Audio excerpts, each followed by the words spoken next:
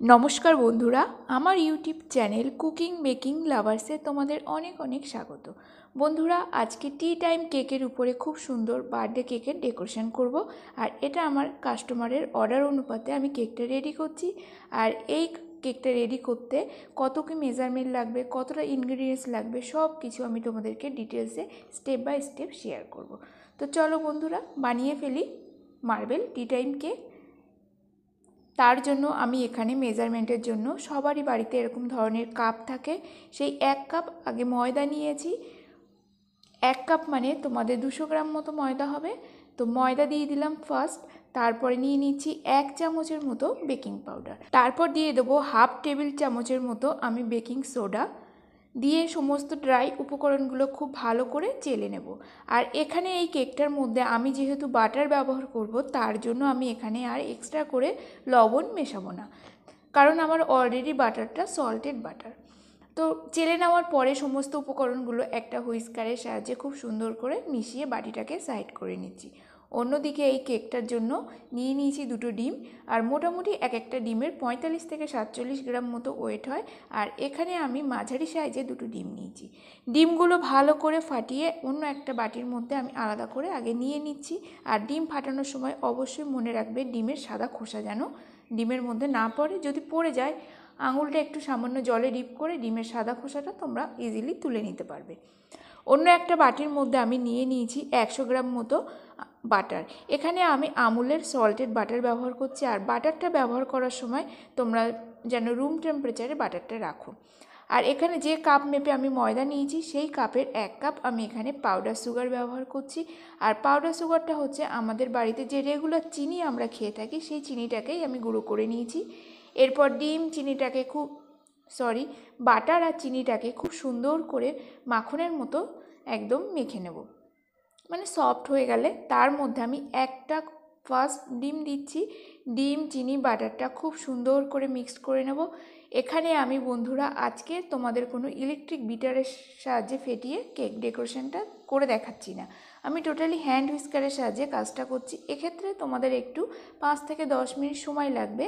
Main সময়টা লাগবে ডিম, চিনি, বাটার এই সমস্ত জিনিসগুলো ফেটাতে।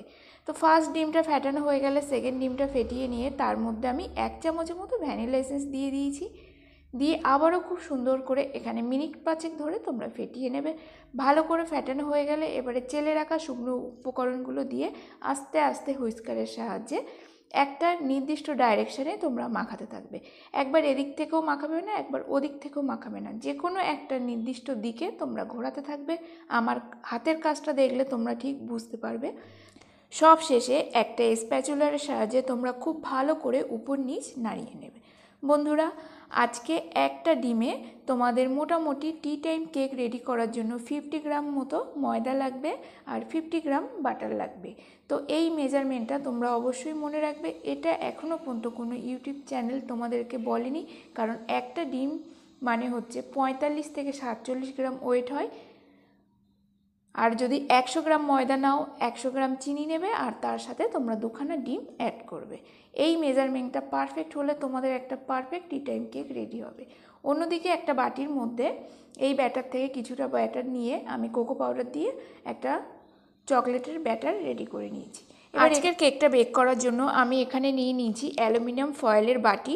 তোমরা ইজিলি এটা খাবার পার্সেলের জন্য যে কোনো শপে তোমরা পেয়ে যাবে এই বাটি। যদি না থাকে তোমরা যে কোনো মোল্ডে ঢেলে তোমরা বেক করতে পারো। তার জন্য ফার্স্ট অল্প অল্প করে চামচের সাহায্যে আগে ভ্যানিলা ব্যাটারটা দিচ্ছি, তারপরে দিয়ে দেবো অল্প অল্প করে কোকো পাউডারের যে ব্যাটারটা রেডি করেছি চকলেটের, সেই ব্যাটারটা দিয়ে দিচ্ছি।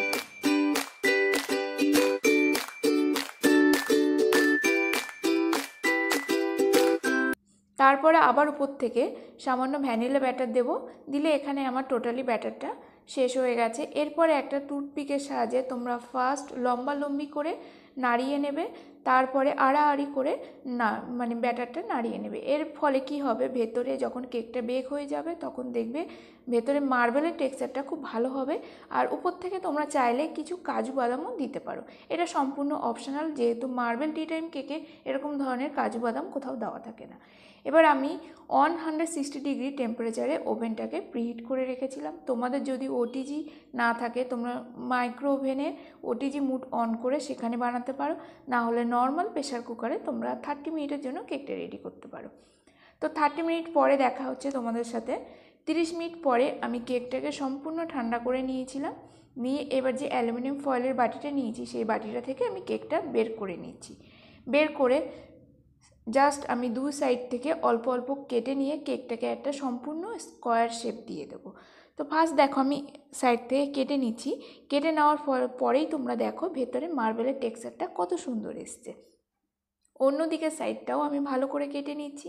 নিয়ে এবার যে সাইডগুলো দেখা যাচ্ছে একটু উঁচু হয়ে আছে দুই সাইডে আমি কাঁচি দিয়ে কেটে পুরো কেকটাকে একদম একটা স্কোয়ার শেপ দিয়ে দিচ্ছি।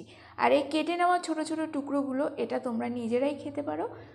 আর আমি কেকটাকে এখানে ভেঙেও দেখাচ্ছি তোমাদের কি সুন্দর সফট ফ্লাফি হয়েছে আর কত সুন্দর জালিদারভাবে একটা মার্বেল কেক তোমরা রেডি করতে পারবে।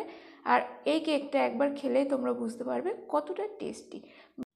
এরপর কেকের উপরে দিয়ে দেবো চকলেট গানাশ। আমি এখানে মোটামুটি 50 থেকে 60 গ্রামের মতো চকলেট গানাশটা নিয়েছিলাম। তার জন্য তোমরা 2:1 অনুপাতে চকলেট গানাশটা রেডি করে নেবে। পুরো চকলেট গানাশটা কেকের উপরে চারিদিকে ছড়িয়ে দেবো। তারপরে আর বন্ধুরা আজকের এই ছোট মার্বেল কেকের উপরে বার্থডে কেকের ডেকোরেশনটা কেমন লাগলো সেটা কিন্তু কমেন্ট বক্সে জানাতে ভুলবে না। আর রেসিপিটা তোমরা অবশ্যই ট্রাই করো, খেতে খুব সুন্দর লাগে টেস্টটা। আর এখানে তোমাদের বাড়িতে কোনো ওয়েট স্কেল ছাড়াই সম্পূর্ণ এক কাপ চায়ের কাপের সাহায্যে মেপে তোমরা কেকটাকে রেডি করতে পারবে। তো এখানে একটা রিবনের ফুল লাগিয়ে দিলাম আর নন এডিবল গোল্ডেনের বল লাগিয়ে দিলাম আর রেড কালারের যে হার্টের পাওয়া যায় সেগুলো আমি লাগিয়ে দিলাম। এখানে সব কিছু যেগুলো লাগাচ্ছি ডেকোরেশনের জিনিস সবগুলোই নন এডিবল। তারপরে প্লাস্টিকের ফুল লাগিয়েছি আর উপর থেকে দিয়ে দিচ্ছি এডিবল সুগারের যে রেড কালারের হার্ট স্প্রিঙ্কেল আছে সেগুলো দিলাম। হোয়াইট চকো চিপস দিয়ে দিচ্ছি আর একটা দিয়ে দিলাম বার্থডে টপার। লাস্ট আমি কেকটা যখন ডেলিভারি করব তখন আমি কেকের নামটা লিখে দিয়ে দেবো। আর এটাই হচ্ছে আমার কেকের ফাইনাল লুক। তো বন্ধুরা বলো, ফার্স্ট টাইম এরকম কোনো মার্বেল কেককে তোমরা বার্থডে কেক হিসেবে কখনো কি রেডি করেছো? যদি না করে থাকো আমাকে কমেন্ট করে জানিও আজকের আমার কেকটা তোমাদের কেমন লাগলো। আর পারফেক্ট মেজারমেন্ট আমি সম্পূর্ণ ডেসক্রিপশানে দিয়ে দেবো, তোমরা ফলো করে একটা খুব সুন্দর মার্বেল কেক রেডি করতে পারো।